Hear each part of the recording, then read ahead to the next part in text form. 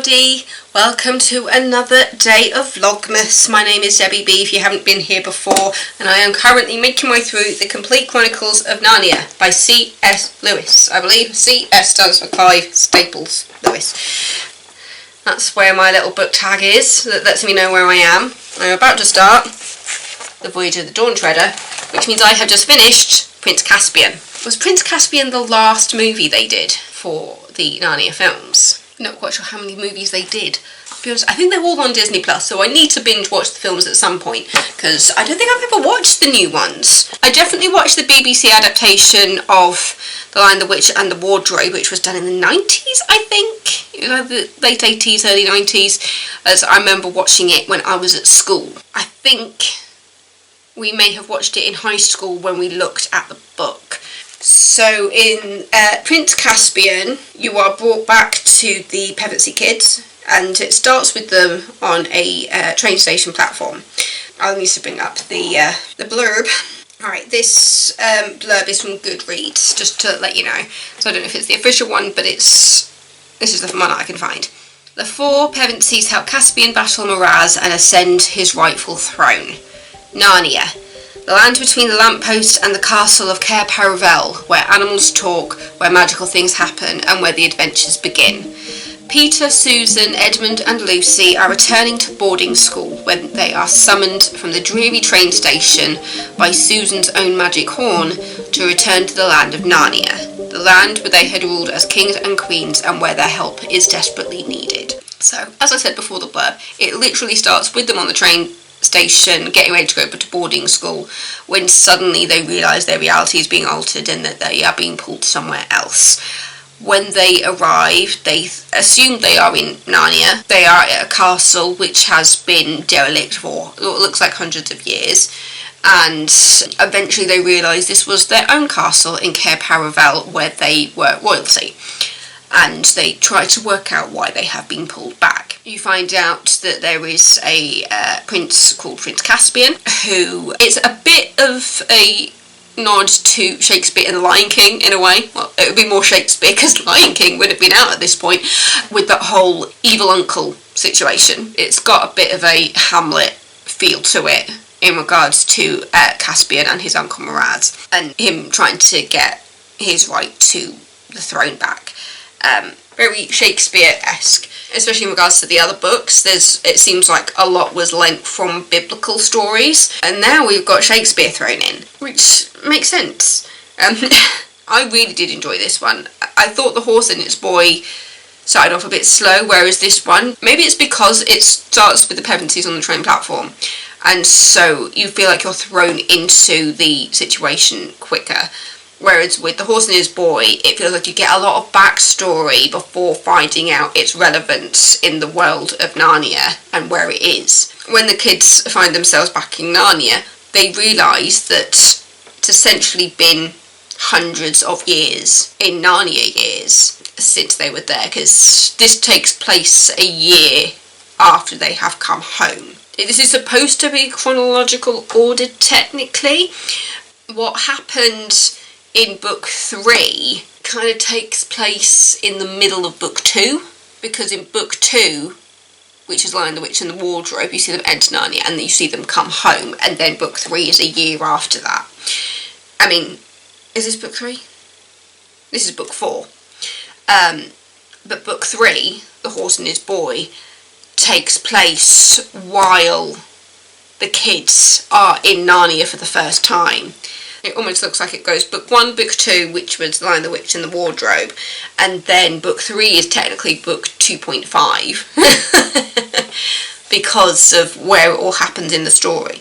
But yeah, so this one takes place a year in our time after the events of The Lion, the Witch and the Wardrobe. But because of the way time works in regards to our time and Narnia time, because you find out when at the end of The Lion, the Witch and the Wardrobe, when they come back, that hardly any time has passed, whereas they have completely grown up in Narnia and are adults in Narnia by the end of it, but then they come back and they're back to being kids again. So time in these two different worlds works on completely different planes.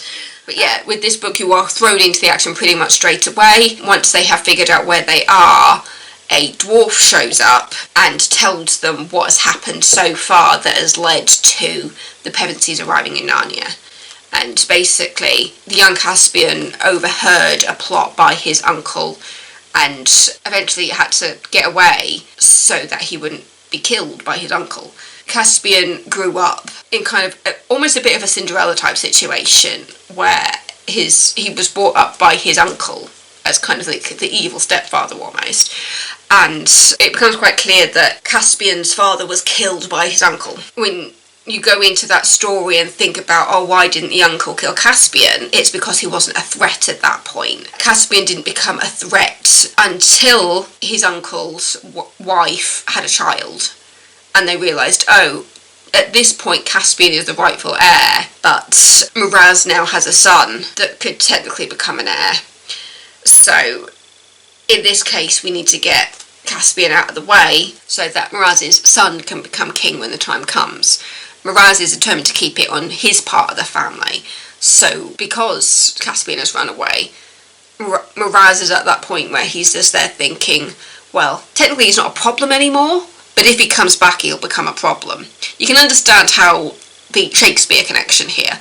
Uncle kills brother, and then eventually tries to kill the son in order to become king. That is like the most basic part when you really strip back the storyline. And the Pevensies are brought there to help with the battle so that Caspian can take his seat rightfully on the throne. At this point, the story of the Pevensey children and the story of them being in Narnia and becoming royalty has become legend. It's both legend and myth, to be honest, because a lot of people don't believe it anymore because it happened hundreds and hundreds of years ago, and there are some people who don't want that story to get into the wrong hands. And Caspian's tutor is taken away from him because she told him the stories of Narnia and of Aslan and of Susan, Lucy, Edmund and Peter. His relationship with his tutor is completely pulled apart because he becomes aware of those stories. Miraz knows that these stories are true, but he doesn't want people to know it's true. When the tutor is taken away, a part dwarf, part human is brought in to replace the tutor, and the dwarf that is brought in, nobody knows he's a dwarf. People don't realise he's a dwarf because he's part human. And in this case, the new tutor says, your last year got into trouble for telling you these stories, so don't tell anybody that I am continuing to tell you these stories. The new tutor takes him up onto the roof where nobody will be listening and nobody can hear them, so that he can tell them the real stories of Narnia, and says, you know, this was real, it's not a myth, the legends are true, and in the wrong hands this information could be dangerous, and which is why your uncle is trying to erase this part of history. And ultimately, knowing about them and then coming across Susan's horn, even though so many people in Caspian's army are very sceptical about the story of Narnia and these legendary kings and queens and the story of Aslan, because at this point it seems that there's not many talking animals left. When they are in Narnia, it's Lucy that wakes up the trees. She wakes up nature and gets them to talk again. So it's very much a story of where it's got that little Shakespeare nod in there with such a classic story, but then it also brings in the children as these heroes who can come in and say, we might be kids, but we have lived this before, and we have muscle memory, which becomes very clear as the longer they stay in Narnia, the more their memories come back to them. The dwarf that tells the story of Caspian to the kids is the tutor. It's the second tutor that was put in place once Caspian let people know that his first tutor told him the Narnia stories. And he thinks that because of the island that they're on, where the castle is and where Cair Paravel is, because at some point over history, Cair Paravel has become kind of separated a bit, and it's obvious that things have like shifted, the plates moving and things being connected and disconnected and things like that. But that's basically what's happened in Narnia and Cair Paravel. When they realise who has come back for them and the fact that Susan Torn has worked and has brought the kids back, it ultimately becomes that the Pevensies are the people who are going to help Caspian fight with his army against Miraz and put Caspian back on the throne. It's a very, very, very, very good book. Again, I find like these stories are fairly short. I'm used to reading like 400, 500 pages of books, whereas these ones are like 200 and something, I think. Yeah, Prince Caspian is 240 pages. Target audience children A+. I feel like you can see the readers growing up with the books as they become maybe a little bit more violent and a little bit more adult themed. I think it's because it's with the idea that you are growing up with the characters, kind of like in Harry Potter where you find yourself growing up with the characters, because when did the first Harry Potter book come out? Was it 96, 97? So I was 7, 8 years old when the first books came out. And then I grew up with those characters. Because obviously back then the books were coming out, every couple of years or so. So I was literally growing up with the books and with the characters. Even when the films came out, I was growing up with them because I was the same age as the actors playing the roles. Yeah, Daniel Radcliffe was born July 8, 1989. Rupert Grint was born in 88. And then Emma Watson was born in 1990. Yes, so ultimately I grew up reading the books, and then when the movies came out, I was literally growing up with the actors.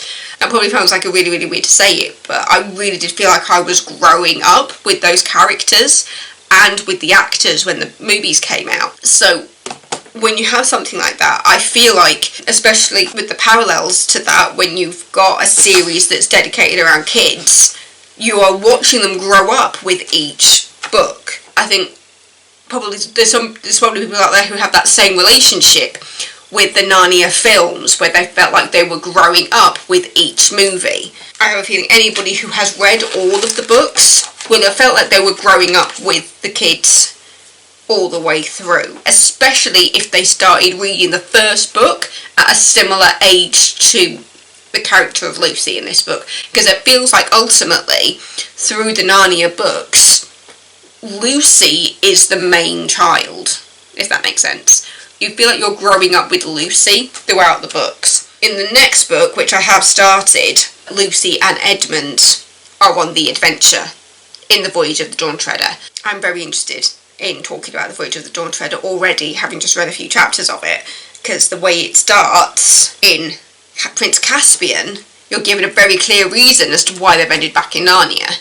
In the Voyage of the Dawn Treader, it is not stated why they have been brought back. But yeah, it's interesting to go down that route of following the characters and growing up with them. I think part of the main reason why in the next one that it's Edmund and Lucy is so that you've got two characters that both boys and girls can identify with as they grow up with the story. Again, the pictures in this book just really do keep you going. I absolutely adore them. I think my favourite character in this book is Reapy Cheep, the mouse. I love the names. There were some fantastic names in this. But yeah, Reapy Cheep. I love the little pictures of Reapy Cheep. I think it's just a great name for a mouse, and I think if I ever had a pet mouse, I'd want to call it Reapy Cheep. And I wouldn't be surprised if there are kids out there who have had pet mice called Reapy Cheep because of reading these books. And I will say, Reapy Cheep is in the next one too. Reapy Cheep is my new favourite character, can you tell? But yeah, so it's the Complete Chronicles of Narnia. C.S. Lewis. Clive Staples Lewis. And this one was Prince Caspian. Wonderful book. I'm really, really enjoying it. I'm so glad that I've finally gotten round to reading these books. As you can see, I'm probably just over halfway now. I probably look like bang on halfway actually. But yeah, absolutely loving it. Absolutely loving it. I need to go eat something because it is 2 o'clock and I haven't had any lunch yet. So, stay safe. I will see you tomorrow with another video. Don't forget to subscribe!